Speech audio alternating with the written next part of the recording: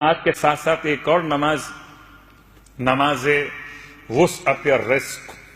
ویسے تو ہر نماز انسان کے رزق کو بڑھاتی ہے، لیکن اس کے باوجود میں تلاش کرتا ہوں کوئی ایسی نماز مجھے مل جائے کہ جو واقعاً روزگار کے لیے تیر بہدف ہو. تو روایت کے اعتبار سے امام جعفر صادق علیہ السلام کی بارگاہ یہ 2 رکعت نماز ہے. یہ بات یاد رکھیے کہ مولائے متقیان جیسی عظیم شخصیت بھی جب گھر سے باہر کسی اہم کام سے نکلتے تھے تو آپ 2 رکعت نماز پڑھ کر اس اہم کام کے لیے خدا سے مدد طلب کرتے تھے، میرے اور آپ کی ہدایت کے لیے، میری اور آپ کی تعلیم اور تربیت کے لیے.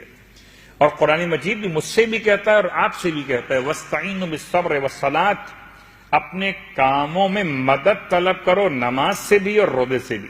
2 رکعت نماز وسعت الرزق کے لیے. یہ نماز کیسے پڑھی جائے؟ کہ بالکل 2 رکعتوں کی نیت یہ ہوگی نماز پڑھتا ہوں 2 رکعت برائے وسعت الرزق قربتاً الی اللہ. اور اگر گھر میں خاتون بھی پڑھیں تو بہت زیادہ بہتر ہے کہ مسئلہ رزق میں دونوں کا ایک مسئلہ ہے، مردوں کا بھی ہے اور خواتین کا بھی ہے.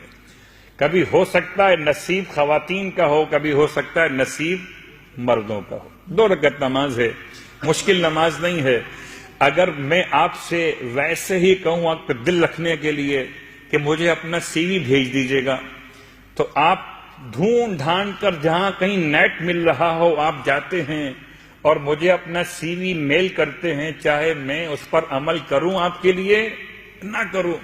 اگر مجھے اپنا سی وی میل کر سکتے ہیں تو آئیے اپنے رب کو اپنا سی وی میل کیجئے 2 رکعت نماز پڑھ کے.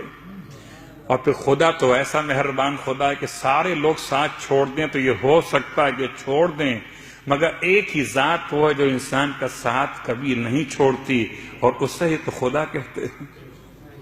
2 رکعت نماز نیت واضح ہو گئی قربتاً الی اللہ.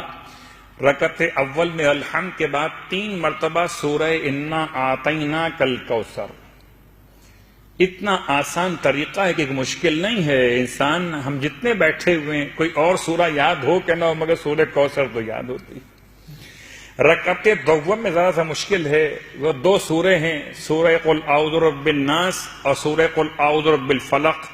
پہلے فلق پڑھیے 3 دفعہ، پھر سورہ ناس پڑھیے 3 دفعہ. رکعت دوم میں الحمد کے بعد سورہ فلق سورہ ناس 3 دفعہ، پھر قنوت و رکوع و سجود اور تشہد و سلام عام نماز فجر کی طرح مکمل کر لیجئے. اور نماز پڑھنے کے بعد پھر خدا سے اپنے رزق میں برکت کی دعا مانگیے.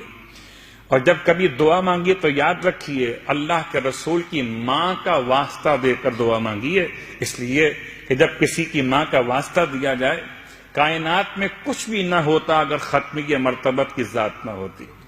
اور ختمیہ مرتبت کو آپ کی ماں کا واسطہ دینا ایک ایسا واسطہ ہے جو انسان اگر مجھے اور آپ کو دے، میری اور آپ کی ماں کا واسطہ، تو شاید ہم سوچنے پر مجبور ہو جائیں کہ اس کے لیے ہم کیا کر سکتے ہیں. یہ ہماری ماں کی قسم ہمیں دے رہا. صلوات پڑھیں محمد و آل محمد.